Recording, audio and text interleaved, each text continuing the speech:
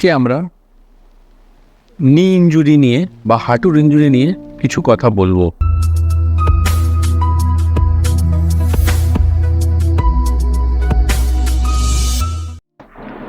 নমস্কার, আমার নাম ডক্টর গৌতম গুপ্ত। আমি একজন অর্থোপেডিক সার্জন।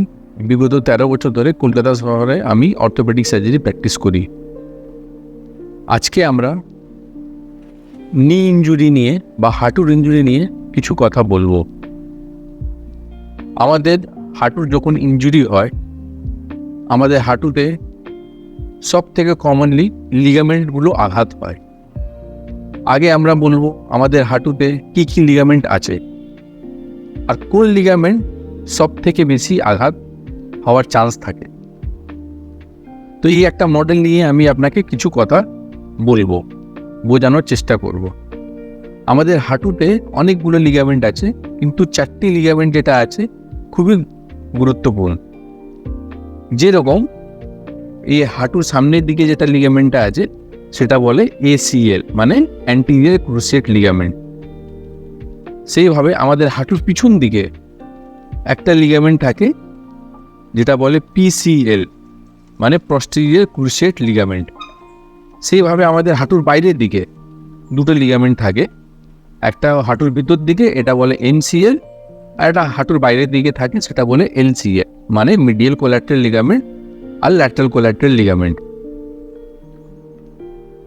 তার সঙ্গে আপনি দেখতে পারবেন এই নীল রঙের একটা জিনিস, এটা হলো মেনিসকাস। এটা দুটো হাঁটুর হাড়ের মাঝখানে কুশনের কাজ করে। উপরে যেটা হাড় হয় সেটা হলো ফিমার, নিচে যেটা হাড় হলো সেটা হলো টিবিয়া। এই দুটো হাড়ের মাঝখানে এটা কুশনের মতন কাজ করে। তো এটা হলো ইন শর্ট অ্যানাটমি আমরা আপনাদের বলার চেষ্টা করলাম। এবার আমরা বলবো এই কিভাবে এটা আঘাত হতে পারে, এই লিগামেন্টগুলো কিভাবে আঘাত হতে পারে। সব থেকে কমনলি যেটা এটা আঘাত হয়, এটা খেলাধুলার মাধ্যমে হতে পারে, যেটা আমরা বলে থাকি আমাদের মেডিকেল টার্মে স্পোর্টস ইনজুরি। তো স্পোর্টস ইনজুরিতে ধরুন আপনি যে কোনো স্পোর্টস হতে পারে, মোস্ট কমনলি এটা ফুটবল স্পোর্টসে এই ইনজুরিটা হয়। এটা আবার অন্য ধরনের স্পোর্টসেও এই ইনজুরিগুলো হতে পারে। তাছাড়া আমাদের ধরুন রোড ট্রাফিক অ্যাক্সিডেন্টেও অনেক সময় হাড় ভাঙে, বা অনেক সময় এটা হয় শুধু লিগামেন্ট উপরে আঘাতটা চলে যায়। তাছাড়াও ধরুন সিঁড়িতে নামতে উঠতে গেলে আপনি পড়ে গেলেন, ডোমেস্টিক ফলেও অনেক সময় এটা হতে পারে। তো এবার আমরা বলবো যখন এটা আঘাত হবে আপনার হাঁটুতে কি কি চেঞ্জেস হবে, কি কি সমস্যা আপনার দাঁড়াবে। প্রথমেই দেখবেন হাঁটুটা ফুলে যেতে পারে, এটা আমরা আমাদের টার্মে বলি এফিউশন। ফুলে যাওয়া মানে হাঁটুর মধ্যে ফ্লুইড জমে যাওয়া। এটা রক্ত হতে পারে, বা হাঁটুর মধ্যে একটা রিঅ্যাক্টিভ এফিউশন বলে, মানে হাঁটুর মধ্যে জল জমে যায়। রক্ত যেটা হয় এটা জমে গেলে এটা হাঁটুটা ফুলে যাবে, প্রচুর ব্যথা হবে। এটা হলো প্রথম একটা সিমটম, মানে হাঁটু ফুলে যাওয়া। অনেক সময় হয় কি হাঁটু ফুললো না, শুধু ব্যথা হলো, শুধু ব্যথা, এটাও হতে পারে। আর যেটা দুটো সিমটম যেটা খুবই ইম্পর্টেন্ট সিমটম হয়, একটা হয় পা লক হয়ে যাবে। পা যখন লক হয়ে যাচ্ছে তার মানে আমাদের বুঝতে হবে কি হাঁটুর যে মাঝখানে যে আপনি নীল রঙের যে স্ট্রাকচারটা দেখালাম আপনাকে, এই যেটা মেনিসকাস যেটা বললাম, এটা ছিঁড়ে গিয়ে দুটো হাঁটুটার মধ্যে লক হয়ে যাচ্ছে, হাঁটুর মুভমেন্টের মধ্যে ওটা লক হয়ে যাচ্ছে, হাঁটুর মুভমেন্টটা আটকে দিচ্ছে। আর যে 4 নম্বর সিমটম যেটা হচ্ছে, যেটা খুবই গুরুত্বপূর্ণ, ওটা হচ্ছে গিভিং ওয়ে সেন্সেশন, যেটা আমরা মেডিকেল টার্মে বলি গিভিং ওয়ে সেন্সেশন, বা ইংলিশে বলি গিভিং ওয়ে সেন্সেশন। আর চলতি ভাষাতে আমরা বলি এগুলো পা ফলস খাওয়া। পা ফলস খাওয়া মানে হলো ধরুন আপনি হাঁটছেন, জোরে হাঁটছেন, এই আপনার একটু উঁচু নিচিতে পা পড়লে পা আপনার ঘুরে গেল, এটা হলো গিভিং ওয়ে সেন্সেশন বা পা ফলস খাওয়া। তো যদি এইগুলো সিমটম আপনারা ফিল করেন ইনজুরির পরে, ধরুন আপনার প্রথমে আপনার আঘাত হলো, আপনি বরফ দিলেন, একটু ক্রেপ ব্যান্ডেজ বানালেন, একটু জেল লাগালেন, কিছু ব্যথার ওষুধ খেলেন, সিম্পল ব্যথার ওষুধ প্যারাসিটামল খেলেন, এটা করার পরেও যদি দেখছেন যে আপনার সমস্যার সমাধান হচ্ছে না, তখন আপনাদের অর্থোপেডিক সার্জনকে কনসাল্ট করতে হবে। আপনি যখন ওনার ক্লিনিকে যাবেন, উনি আপনাকে হয়তো ক্লিনিক্যালি এক্সামিন করবেন। অনেক রকম টেস্ট হয়, লিগামেন্ট ইনজুরি আছে না মেনিসকাস ইনজুরি আছে, এটা বোঝার কিছু কিছু উপায় থাকে ক্লিনিক্যালি টেস্টের মাধ্যমে, চেম্বারে টেস্টের মাধ্যমে, ক্লিনিক্যাল টেস্টের মাধ্যমে বোঝার উপায় থাকে। কিন্তু এইগুলো পুরো সঠিকভাবে বলা যায় না। অনেকগুলো টেস্ট আছে, যেরকম অ্যান্টিরিয়র ড্রয়ার টেস্ট হলো, ল্যাকমেন্ট টেস্ট হলো, এগুলো ক্লিনিক্যাল মানে মেডিকেল টার্ম, এগুলো আপনারা বুঝতে পারবেন না। ডাক্তার যখন আপনি ক্লিনিকে যাবেন, উনি টেনে টুনে দেখে একটা ক্লিনিক্যাল ডায়াগনোসিসে আসবেন, মানে আপনাকে দেখে একটা নিষ্কর্ষতে আসলেন কি হ্যাঁ এই রুগীর এই প্রবলেম হতে পারে।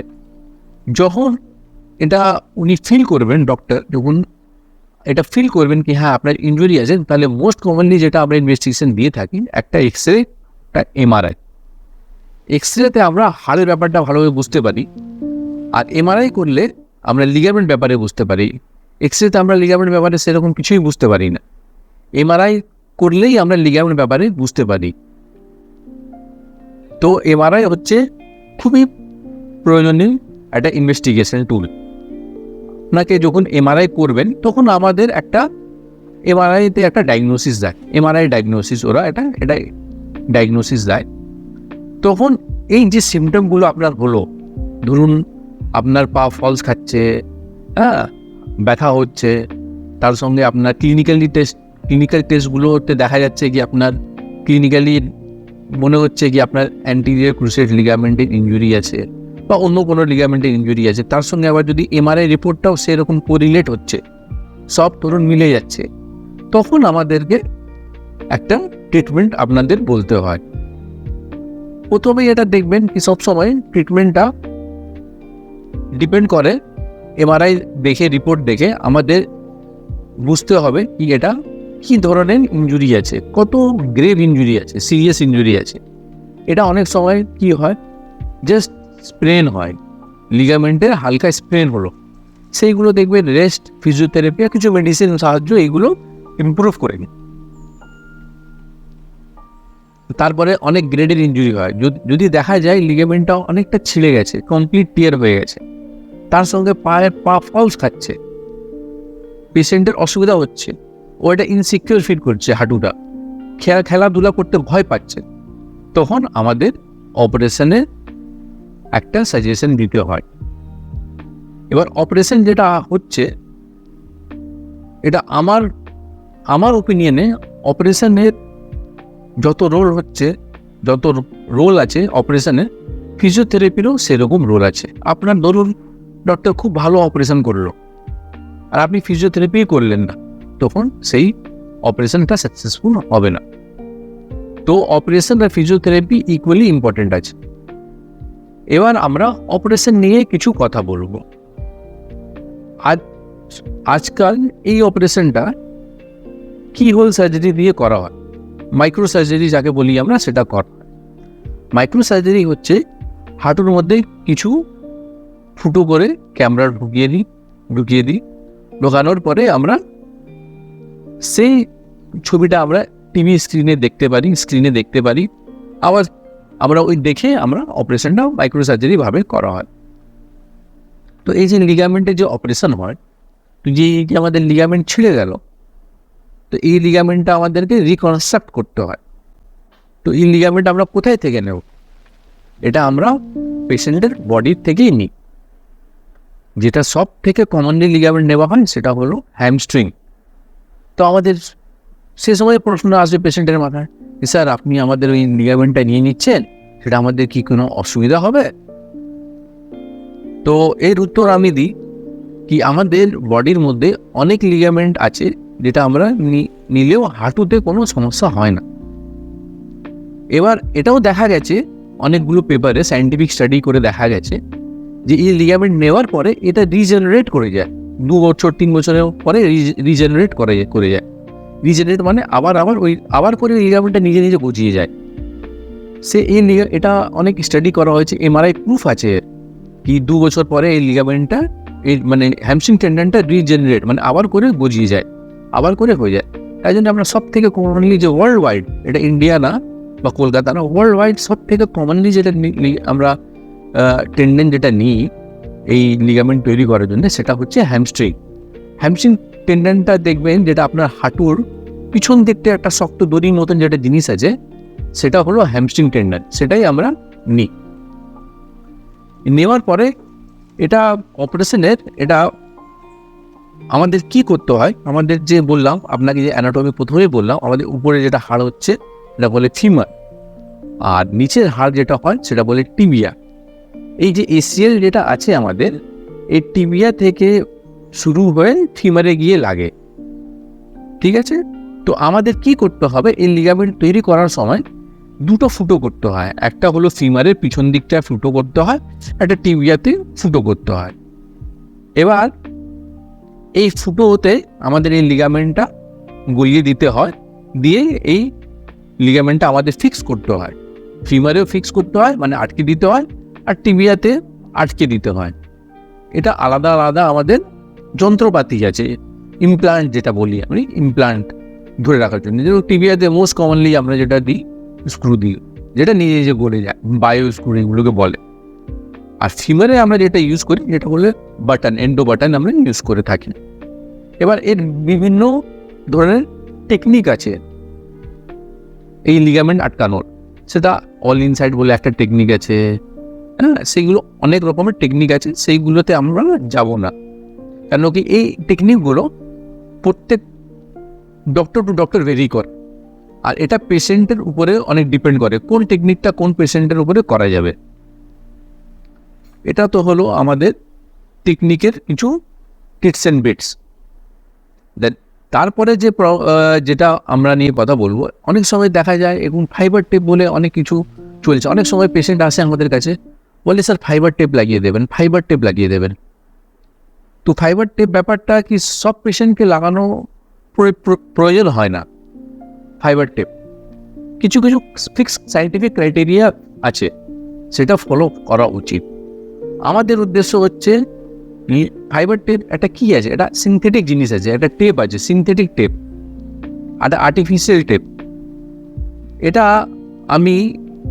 আমরা এটা হাঁটুর মধ্যে দিতে চাই না সব সময়, কিন্তু কিছু কিছু ক্রাইটেরিয়া যখন আমরা দিতে বাধ্য হই, যদি আমরা দেখি যে লিগামেন্টটা আমরা যে টেন্ডনটা নিলাম, হ্যামস্ট্রিং টেন্ডনটা যেটা নিলাম, নিয়ে দেখা গেল যে থিকনেসটা কিছু কম আছে, একটা থিকনেসটা কম আছে, তখন আমাদের বাধ্য হয়ে ওই ফাইবার টেপটা ইউজ করতে হবে। ফাইবার টেপে যেরকম সুবিধা আছে সেরকম অসুবিধাও আছে। তো এটা হলো ফাইবার টেপ নিয়ে কিছু কথা। এবার আমরা এই অপারেশন যেটা হয়ে গেল, এরপরে এর নেক্সট কোর্স অফ অ্যাকশন কি থাকবে। যেরকম প্রথমেই আমি আপনাকে বললাম, আমাদের অপারেশন যত ইম্পর্ট্যান্ট আছে, ফিজিওথেরাপি সেরকমই ইম্পর্ট্যান্ট আছে। অনেক পেশেন্ট আছে যারা ভাবে কি অপারেশন হয়ে গেল মানে আমাদের অপারেশন সাকসেসফুল হয়ে গেল। এটা যদি ফিজিওথেরাপি ঠিকঠাক না হয়, এই অপারেশন জীবনে সাকসেসফুল হবে না। এবার আমরা ফিজিওথেরাপি নিয়ে কিছু কথা বলবো। ফিজিওথেরাপি সবসময় একটা সুপারভাইজ ফিজিওথেরাপি লাগবে, মানে আপনাকে কোনো ফিজিওথেরাপিস্টের হেল্প লাগবে। প্রথম 15 দিন থেকে 1 মাস আপনাকে সুপারভাইজ ফিজিওথেরাপি লাগবে। 1 মাস মিনিমাম সুপারভাইজ ফিজিওথেরাপি লাগবে। ফিজিওর বিভিন্ন স্টেজ হয়। স্টেজ 1 প্রথম দিন থেকে 15 দিন অবধি কিছু আমাদের ফিক্স ক্রাইটেরিয়া আছে। 15 দিন থেকে 1 মাসের মধ্যে ফিক্স ক্রাইটেরিয়া আছে। এইগুলো ক্রাইটেরিয়া অনুযায়ী ফিজিওথেরাপি করতে হয়। আমরা যদি দেখি কি আমরা যে আমাদের গোল আছে, প্রথম 15 দিনের গোল যেটা আমরা অ্যাচিভ করতে পেরেছি, তাহলেই আমরা নেক্সট স্টেজে পেশেন্টকে পাঠাই। যেরকম আপনাকে একটু শর্টেই বলবো আমি, সব থেকে প্রথম গোল হচ্ছে, প্রথম 15 দিনের আমাদের গোল হয় প্রথমে ফোলাটা কমানো। একটা যখনই হাঁটুতে যেরকম আঘাত হলে একটা পা ফুলে যায়, বললাম আপনাকে প্রথমে, সেরকম আমরা যখন অপারেশন করছি, এটাও তো হাঁটুর উপরে আঘাত একটা, আমরা ধরুন 4 mm যে স্কোপ হয় সেটা ঢোকাচ্ছি, অনেক কিছু ডিল করছি, তাহলে কি হয়, হাঁটুর মধ্যে একটা রিয়াকশন হয়, একটা এফিউশন হয়। সব থেকে প্রথম হচ্ছে ওই এফিউশনটা কমানো, নি জয়েন্টকে নর্মাল অবস্থাতে ফিরিয়ে আনা। তার জন্যে সব থেকে ইম্পর্টেন্ট টুল হচ্ছে, সেটা হচ্ছে আইস অ্যাপ্লিকেশন। এই আইস অ্যাপ্লিকেশন যত আপনি দেবেন, তত তাড়াতাড়ি আপনার এফিউশনটা কমবে। এফিউশনটা কমলে আপনার ব্যথাও কমবে, ফোলাও কমবে, আর আপনি ব্যায়ামটা ভালোভাবে করতে পারবেন। সো আইস অ্যাপ্লিকেশন হচ্ছে খুবই ইম্পর্টেন্ট, খুবই ইম্পর্টেন্ট একটা আমাদের ট্রিটমেন্টের পার্ট।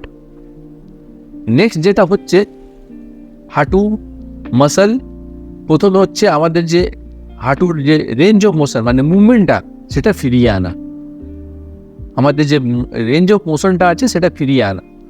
আর তারপরে হয় মাসল এন্ড স্ট্রেংথ, যে আমাদের হাঁটুর যে চারদিকে যে মাসল আছে তার স্ট্রেংথটা ফিরিয়ে আনা। তো হাঁটুর যে আমাদের রেঞ্জ অফ মোশন হলো, যে আমাদের মুভমেন্টটা সব থেকে প্রথম যে 15 দিনের টার্গেট হয়, এই হাঁটুটা যেন পুরো স্ট্রেট, মানে পুরো স্ট্রেট আমরা করতে পারি, আর 90 ডিগ্রি অবধি আমরা যেন ভাঁজ করতে পারি প্রথম 15 দিন।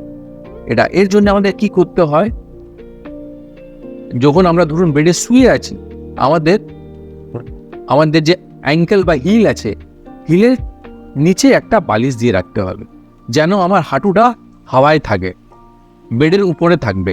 তাহলে কি হবে, আমাদের হাঁটুটা সোজা হবে। সব থেকে আগে আমাদের হাঁটু সোজা করতে হবে, তারপরে আমরা হাঁটু ভাঁজ করার চেষ্টা করব। কেন, যদি আমাদের হাঁটু ভাঁজ থাকে আমরা কোনোদিন ভালোভাবে হাঁটতেই পারবো না, সেটা খুবই মুশকিল। আর এবার হাঁটার নিয়ে কিছু আমি বলবো। ধরুন অনেক সময় পেশেন্ট জিজ্ঞেস করে কি স্যার আমি কবে থেকে হাঁটতে পারবো, তো আমার উত্তর থাকে কি এটা আপনি অপারেশনের পরেই হাঁটতে পারবেন, পরের দিন থেকে হাঁটতে পারবেন। এটা সাধারণত স্পাইনাল অ্যানেস্থেসিয়া দিয়ে করা হয় এই অপারেশন। স্পাইনাল অ্যানেস্থেসিয়া মানে পিঠে আপনাকে একটা ছুঁচ ফুটিয়ে একটা ইঞ্জেকশন দেবে, আপনার দুটো পা অবশ হয়ে যাবে, 5-6 ঘন্টা ধরুন অবশ থাকবে, তার মধ্যে আমরা অপারেশন কমপ্লিট করে নেব। তারপরে ধীরে ধীরে আপনার যখন অ্যানেস্থেসিয়ার এফেক্টটা চলে যাবে, আপনার পায়ের পাওয়ারটা ফিরে আসবে। তো আমরা যেটা করি, পেশেন্টকে নেক্সট দিন থেকেই আমরা হাঁটিয়ে দিই। এবার অনেক পেশেন্ট জিজ্ঞেস করে স্যার আপনাকে বেল্ট দিতে হবে কি হবে না, আমাদের কি বেল্ট পরে হাঁটবো, এটাও আবার ভেরি করে পেশেন্ট টু পেশেন্ট। ধরুন শুধু ACL অপারেশন, অ্যান্টিরিয়র ক্রুসেট লিগামেন্টের অপারেশন হলো, তখন আমরা বেল্টের নাও ইউজ করতে পারি।